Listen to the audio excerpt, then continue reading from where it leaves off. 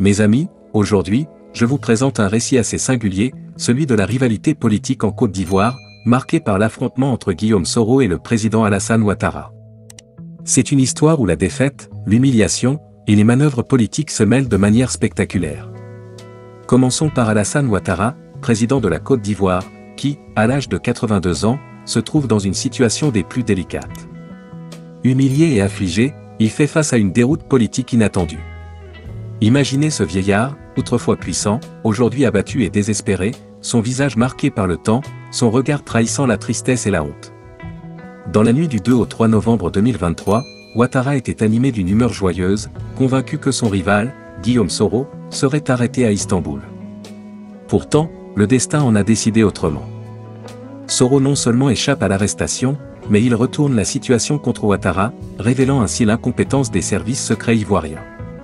Ce retournement de situation a profondément affecté Ouattara. Alors qu'il aspirait à réaliser un grand coup, le voilà humilié, son moral et sa santé en chute libre.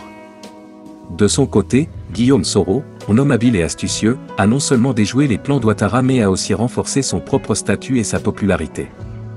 Le 12 novembre 2023, Soro fait une déclaration fracassante, affirmant que Ouattara ne lui souhaite que la mort.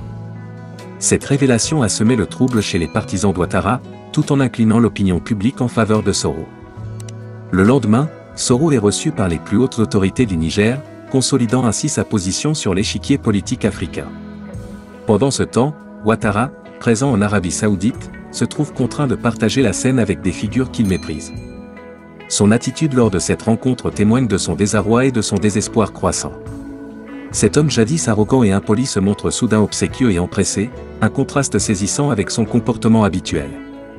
La situation empire pour Ouattara lorsque la sortie audacieuse de Soro le déstabilise complètement. Il tente de construire un récit mensonger pour se défendre, mais la vérité semble évidente. Soro, de son côté, se montre plus déterminé que jamais, déclarant vouloir mettre fin à son exil et contribuer à la réconciliation en Côte d'Ivoire.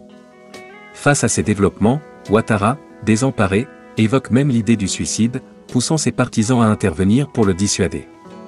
Ces mots, prononcés dans un moment de faiblesse extrême, révèlent la profondeur de sa détresse. Sa femme, Dominique Ouattara, alarmée par sa dépression, fait alors appel à un médecin pour le calmer.